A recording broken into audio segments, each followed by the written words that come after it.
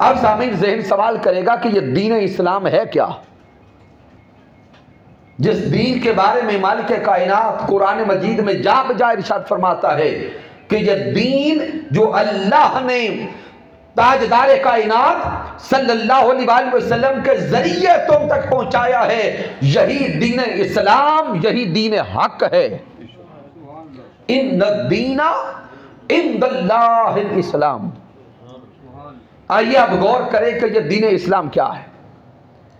सामीन, अगर दीन इस्लाम की तालीमात का मुताला करें तो आइम्मा ने, मुतकद्दिमीन ने तालीमात दीन इस्लाम को 3 हिस्सों में तकसीम किया है।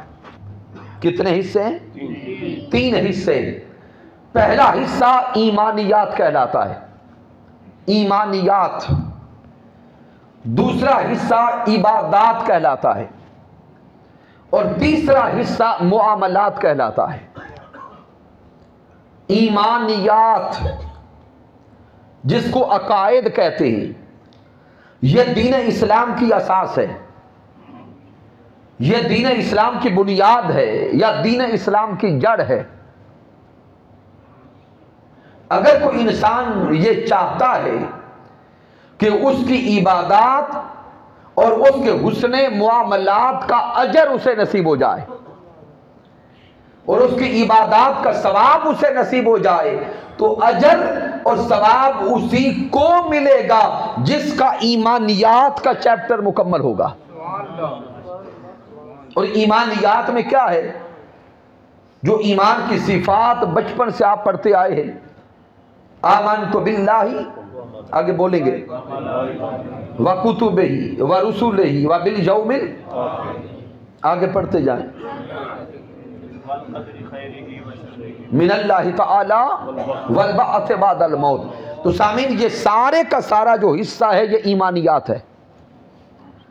अगर इस पूरे चैप्टर में किसी एक मुकाम पर भी झोल आ गई तो ईमान कामिल न रहा। तो जिसका ईमान का हिस्सा मुकम्मल है उसी को इबादात और हुस्न मुआमलात का अजर मिलेगा। ये असास और बुनियाद बन गए। इससे ऊपर देखेंगे तो 2 हिस्से हैं। एक हिस्से को इबादात कहते हैं और दूसरे हिस्से को हुस्न मुआमलात कहते हैं। इबादात हुकूकुल्लाह है और मुआमलात हुकूकुल इबाद हैं। जब ईमान का चैप्टर मुकम्मल हो गया, ईमान कामिल नसीब हो गया, उसके बाद इंसान पर 2 तरह के हुकूक लाजिम हैं। एक हुकूकुल्लाह और दूसरे हुकूकुल इबाद। हुकूकुल्लाह में सारी इबादात आती हैं, जिनमें सबसे पहले कलमा तैयबा, वो ईमान के चैप्टर में भी आ गया। फिर उसके बाद नमाज है, नमाज के बाद रोजा है, फिर ज़कात है और फिर हज है। तो ये सारे के सारे हुकूकुल्लाह हैं। और हुस्ने मुआमलात को देखें जिन्हें हुकूकुल इबाद कहा गया। उन हुकूकुल इबाद को जब देखा तो हर इंसान पर सबसे पहले उस इंसान की अपनी जान का हक है, फिर हर इंसान पर उसके वालिदैन का हक है, फिर बीवी बच्चों का हक है, फिर जमी आइज़ा और अकारिब का हक है, बहन भाइयों का हक है, जमी रिश्तेदारों का हक है, पड़ोसियों का हक है। फिर इंसान जिस घर में रहता है उस घर के अंदर पलने वाले आने वाले जानवरों का हक है। जिस घर में इंसान रहता है उस घर में अगर पौधे और दरख्त हैं, उन पौधों और दरख्तों का हक है। जिस घर में इंसान रहता है फिर उस घर का भी हक उस इंसान पर है। अब ये सारे का सारा चैप्टर उसने मुआमलात में आएगा। सामीन, अब गौर करें कि क्या इस तरह लताफत के साथ इससे पहले इल्ला माशाअल्लाह कभी हमने सोचने की कोशिश की है कि इंसान पर किस किस शय का हक अल्लाह की तरफ से आयद है। अब थोड़ा सा और बारीकी के साथ गौर करें कि जब ईमानियात का हिस्सा मुकम्मल हुआ ऊपर इबादात किसका हक हुए? अल्लाह का हक इबादात, मुआमलात अल्लाह की मखलूक का हक है। अगर हम इसकी रेशो को देखें तो सामीन आप सुनकर हैरान होंगे कि हुकूकुल्लाह और हुकूकुल इबाद की अगर रेशो को देखा गया तो हर इंसान पर और हर मुसलमान पर अल्लाह की तरफ से सिर्फ 10% हुकूकुल्लाह हैं। कितने? 10% हुकूकुल्लाह हैं। और हर इंसान और हर मुसलमान पर रब्बे कायनात ने खुद 90% अपने मखलूक के हक रखे। तो सामीन आइए अब तवज्जो करें, हुकूकुल्लाह 10% हुए और हुकूकुल इबाद 90% हुए। अब मेरे नौजवान बेटे बैठे, समझदार और बाशऊर अहबाब बैठे, शायद जहन फौरन सवाल करे कि अल्लामा साहब ने क्या अजीब जुमला दे दिया कि मालिक कायनात के हुकूक सिर्फ 10%। होना तो यह चाहिए था कि अल्लाह के हुकूक की रेशो ज्यादा होती, क्योंकि वो अल्लाह है, वो खालिक है, वो मालिक है, वो राज़िक है। तो सामीन मोहतरम, तकसीम जो मैं अर्ज कर रहा हूं ये हमारी बनाई हुई नहीं है, ये खुद मालिक कायनात की ही अता करदा है। आइए आज के इन 24 घंटों के सर्कल को सामने रख लें ताकि ये नुक्ता बारीकी के साथ समझ आ जाए। जो मौजूदा 24 घंटे गुजर रहे हैं, इन 24 घंटों में हर मुसलमान पे अल्लाह के हक कितने हैं? सिर्फ 5 वक्त की नमाज। क्या? 5 वक्त की नमाज। सामीन ये जो आज का दिन गुजर रहा है, क्या आज के दिन में हम पर कोई रोजा फर्ज है? नहीं। रोजा कब फर्ज होता है? साल में 1 महीना सिर्फ माह रमजान का रोजा फर्ज है। फिर मालिक कायनात का अगला हक है ज़कात। तो क्या इंसान और मुसलमान ज़कात हर रोज देता है? नहीं। कब देते हैं? साल में 1 बार। और कितनी देते हैं? 2.5%। ये 10% भी नहीं बनती। और क्या हर मुसलमान पर ज़कात फर्ज है? नहीं। किस पर है? साहिब निसाब पर। अगर आज के दिन उस पर वो ज़कात वाला माल वाजिब है और साहिब इस्तिताअत है और उस माल पर उसे साल पूरा गुजर गया और वो साहिब इस्तिताअत रहा, साहिब निसाब रहा, तो 1 साल के बाद सिर्फ 2.5% वो ज़कात देगा। फिर अल्लाह का अगला हक है हज अदा करना। क्या हज हर रोज अदा करते हैं? नहीं। कब है? साल में 1 बार। क्या हर मुसलमान पर है? नहीं। किस पर? साहिब हैसियत पर। और क्या हर साल फर्ज है? नहीं। जिंदगी में 1 बार। तो ये रब्बे कायनात के जो हुकूक इंसान पर हैं उनको देखते चले जाएं। हज सिर्फ साहिब निसाब पर जिंदगी में 1 बार फर्ज है। ज़कात सिर्फ साहिब निसाब पर साल में 1 बार और 2.5% है। रमजान के रोजे साल में सिर्फ 1 महीना आती हैं और हर रोज जो इंसान पर अल्लाह का हक बनता है वो सिर्फ 5 वक्त की नमाज है। अब फालिया की सरजमी पे बैठने वालों, मुझे बड़े मोहब्बत और अदब से इरशाद फरमाएं, मुझे बताएं कि नमाज़े पंजगाना अदा करते हुए कितना वक्त लगता है? जो पढ़ने वाले हैं वो जानते हैं कि 5 वक्त की नमाज अदा करते हुए 1 से 1.25 घंटा लगता है। चले हम 2 घंटे निकाल लेते हैं। 24 घंटे पूरा सर्कल है दिन और रात का, उनमें से 2 घंटे निकल गए किस पर? बेटे बैठ जाएं। 2 घंटे लगे अल्लाह रब्बुल इज्जत का हक अदा करने पर। 2 घंटे लगे नमाज़े पंजगाना अदा करने पर। अब मुझे बताइए इंसान 24 घंटों में 2 घंटे तो मुसलमान रहा, नमाज अदा करता रहा, तो क्या बाकी 22 घंटे माअज़ अल्लाह वो शरीयत मुस्तफ़ा के ताबे नहीं है? बोलेंगे क्या बाकी 22 घंटे वो माअज़ अल्लाह इस्लाम से दाएं बाएं हो जाता है? नहीं। दीन इस्लाम मुकम्मल ज़ाब्ता हयात है। इंसान की पहली सांस से लेकर आखिरी सांस तक दीन इस्लाम रहनुमाई करता है। अरे पहली सांस तो क्या, इंसान अपनी मां के बतन में आता है, उसी मुकाम से लेकर और उसी वक्त से लेकर इंसान कब्र में जाता है, यौम हशर में जाएगा, रब कायनात एक एक लम्हा की रहनुमाई करता है। तो ये कैसे मुमकिन है कि 2 घंटे नमाज अदा करके बाकी 22 घंटे माअज़ अल्लाह अल्लाह की नाफरमानी में गुजार दे? ऐसा मुमकिन नहीं हो सकता। यही सामने रखते हुए मालिक कायनात ईमान वालों से फरमाता है, या अय्युहल्लज़ीना आमनुदखुलू फिस्सिल्मि काफ़ा, अरे मेरे हबीब का कलिमा पढ़ने वालों, इस्लाम में पूरे पूरे दाखिल हो जाओ। जब मस्जिद में हो तब भी शरीयत मुहम्मदी के ताबे हो, मस्जिद से निकल जाओ तुम अपने कारोबार के मुकाम पे पहुंचो तब भी शरीयत मुस्तफ़ा के ताबे हो, जब नाप तोल कर रहे हो तब भी शरीयत मुस्तफ़ा के ताबे हो। जिंदगी का एक एक लम्हा मेरे महबूब की लाई हुई शरीयत के ताबे कर लो। अगर मुस्तफ़ा की अता करदा शरीयत के ताबे जिंदगी ना करोगे तो रब ना नमाजें कबूल करेगा ना हज और ज़कात कबूल करेगा।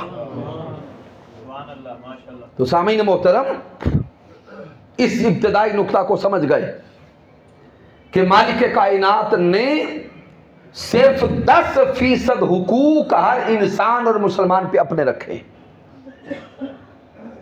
अब इससे अगले नुक्ता पे अगर तवज्जो करें, वो जो 10% हुकूकुल्लाह हैं उनकी कबूलियत को भी मेरे अल्लाह ने हुकूकुल इबाद के साथ जोड़ दिया है। आप कहेंगे वो कैसे? तो आए जो अल्लाह के हुकूक है उनको एक एक करके देखते चले जाए। कलिमा तैयबा के बाद सबसे पहला हक है नमाज। क्या है? नमाज का अदा करना। मालिक कायनात ने मुतअद्दिद मुकामात पर कुरान मजीद में नमाज कायम करने का हुक्म दिया है। और इबादत को अगर देखें, जिस इबादत पर अल्लाह ने और अल्लाह के रसूल सल्लल्लाहु अलैहि वसल्लम ने सबसे ज्यादा जोर दिया है वो नमाज है। लेकिन सामीन मोहतरम, जब कोई इंसान बड़ी मुश्किल से नमाजी बन गया, कुरान मजीद का मुताला कर रहा था, तो मालिक कायनात सूरह अल माऊन में इरशाद फरमाता है, फ़वैलुल लिल मुसल्लीन, हलाकत और बर्बादी है नमाजियों के लिए। फ़वैलुल लिल मुसल्लीन, हलाकत है नमाजियों के लिए। जब इस आया करीमा को इंसान पढ़ता है तो रोंगटे खड़े हो जाते हैं। इंसान पे अल्लाह का खौफ तारी होता है और इंसान रो रो के रब की बारगाह में अर्ज करता है, अरे मौला बड़ी मुश्किल से तो चंद नमाजें इकट्ठी की हैं, मौला बड़ी मुश्किल से नमाजी बनाओ, इधर बुढ़ापा करीब आ गया, तब जाके कहीं 5 वक्त की नमाज नसीब होने लगी। ए मौला, इधर जब नमाजी बन गया, कुरान मजीद की आयत तेरी सामने आ गई, तेरा कलाम सामने आ गया और तू फरमाता है फ़वैलुल लिल मुसल्लीन, हलाकत और बर्बादी है नमाजियों के लिए। मौला ऐसा क्यों फरमाता है? तो रब कायनात आगे फरमाता है, ऐसे नमाजी जो नमाज की रूह से गाफिल हो गए वो हलाक हो जाए, उनके लिए बर्बादी है। मौला वो नमाज की रूह क्या है? तो रब फरमाता है, अल्लज़ीना हुम युराऊना व यमनऊनल माऊन, ऐसे नमाजी जो नमाजें भी दिखलावे की पढ़ते हैं और मांगे का बर्तन भी किसी को नहीं देते। और मांगे का बर्तन भी किसी को नहीं देते। आका ताजदार कायनात से मोहब्बत करने वालों, आए इस आया करीमा पे गौर करके देखें तो सही। मालिक कायनात जो अपने पड़ोसियों को उनकी जरूरियात की चीजें मुयस्सर नहीं करता, रब फरमाता है कि मुझे ऐसे नमाजियों से कोई सरोकार नहीं। मुझे बताएं कि हमारे घर में बर्तन मांगने के लिए क्या कभी कोई अमीर आया है? नहीं। कौन आता है? गरीब आता है। हमारे घर में फालिया में बर्तन मांगने के लिए कोई मंडी बहाउद्दीन सिटी से बंदा आएगा? नहीं। कौन आएगा? कोई हमारी गली से उठ के हमारा पड़ोसी आएगा। वो गरीब पड़ोसी जिसके घर में मेहमान आ रहे हैं, उसके घर में उनका खाना तैयार करने के बर्तन मुयस्सर नहीं। तो मालिक कायनात ने कुरान मजीद में जहां पर अपने हक के इबादत और नमाज का जिक्र किया है, साथ ही उसकी कबूलियत का राज भी बता दिया। अगर ये नमाजें कबूल करवाना चाहते हो, अगर ये सजदा रेज़िया कबूल करवाना चाहते हो, तो साथ लाजिम है कि हुकूकुल इबाद भी अदा करते जाओ। तो पता चला कि नमाजें भी उसी की कबूल हैं जो अल्लाह की मखलूक के हक अदा करते हैं। इससे आगे गौर करें तो रब्बे कायनात का दूसरा हक हर मुसलमान पर है, वो रोजा रखना है। अभी चंद दिनों के बाद माह रमजान का चांद नजर आने वाला इंशाअल्लाह। अब सामीन तवज्जो करें, रमजान नसीब हो गया, माह रमजान के रोजे रख लिए, उधर माह शवाल का चांद नजर आने वाला था, ईद उल फितर का चांद नजर आने वाला था। 7 उलमा ने ऐलान शुरू कर दिए कि आका ताजदार कायनात ने फरमाया कि हमारी ईदगाह की तरफ नमाज ईद अदा करने वही आए जो पहले फितराना अदा कर चुका हो। फितराना अदा करके आए। अब ज़हन ने सवाल किया कि सोने आका सल्लल्लाहु अलैहि वसल्लम, ये फितराना क्या है? तो मेरे महबूब अलैहिस्सलाम ने इरशाद फरमाया कि ये फितराना तुमने किसी गरीब और मुस्ताहिक को अदा करके नमाज ईद अदा करने आना है। ज़हन फिर सवाल करता है कि प्यारे आका ये फितराना क्यों है? तो जवाब आया, मेरे आका ने फरमाया कि तुम्हारे रोजों में अगर कोई कमी कजी रह गई, रोजे रखने में कोई बेएहतियाती हो गई, कोई कमी कजी रह गई, तो ये फितराना तुम्हारे रोजों की कमी को पूरा कर देगा। तो सामीन मोहतरम, ज़हन फिर बोला, क्योंकि आज लॉजिक का दौर है, ज़हन बार बार सवाल करता है। ज़हन फिर सवाल करता है, मौला अगर कमी रोज़ों में रह गई थी तो ईद के दिन गुजारने के बाद हुक्म देता 5 रोज़े और रख लो, क्योंकि जिनसे इबादत तो एक रहती। कमी रह गई थी रोज़ों में तो उसे पूरा भी तो रोज़ों से करना चाहिए था। ऐ प्यारे महबूब अलैहिस्सलाम, कमी थी रोज़ों से और रोज़ों की तो चाहिए था कि रोज़ों से ही पूरी की जाती। ये फितराना क्यों रख दिया?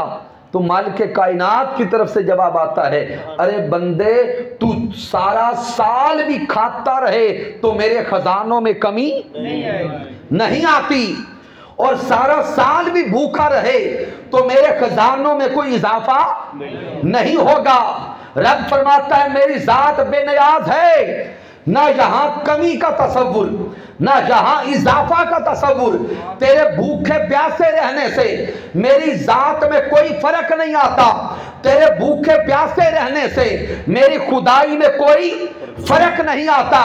तू भूखा रहे या प्यासा रहे, मुझे तेरी जात से कोई सरोकार नहीं। हाँ, जब तू रोजे रख कर फितराना अदा करता है, किसी गरीब को, किसी मुस्तहिक को, किसी यतीम को वो फितराना के पैसे पहुंचाता है, और वो गरीब का बेटा जब ईद के लिए नए कपड़े खरीदता है, नए जूते खरीदता है, उस गरीब बच्चे के चेहरे पर जो मुस्कुराहट आती है वो एक मुस्कुराहट तेरे सारे रोजों की कबूलियत का जरिया बन जाती है। मालिक कायनात हमारे भूखे प्यासे रहने से उसकी जात में कोई फर्क नहीं आता। हाँ, जब हम किसी गरीब को उसका हक देते हैं और वो गरीब मुस्कुराता है, उधर मौला भी रहमत के साथ मुस्कुराता है। तो मालिक कायनात ने रोजा जो हक असलन अल्लाह का है, इसकी कबूलियत को भी अल्लाह ने जोड़ दिया है अपनी मखलूक के साथ। इसके बाद आगे देखे तो अल्लाह का हक है ज़कात। शरअन ये ज़कात अल्लाह का हक है। किसका हक है शरई तौर पर? अल्लाह का हक है। लेकिन ज़कात अदा करने वालों मुझे बताएं, क्या हम ज़कात हकीकी तौर पे अल्लाह के हाथों में देते? नहीं। जब ज़कात फर्ज हुई, आका ताजदार कायनात सल्लल्लाहु अलैहि वसल्लम ने सहाबा में ज़कात की फर्जियत का ऐलान किया, तो सहाबा भी तो अल्लाह के आशिक थे, अल्लाह का कुर्ब चाहने वाले थे, मौला के इश्क में रोने वाले थे। तो वो सहाबा जिन पर ज़कात वाजिब थी, फ़र्ज थी, वो हुजूर की बारगाह में लाड से अर्ज करते हैं, सोने आका जब ये ज़कात हक अल्लाह का है तो हम अल्लाह के हाथों में ही देना चाहते हैं, ताकि इसी बहाने अल्लाह से मुलाकात हो जाए।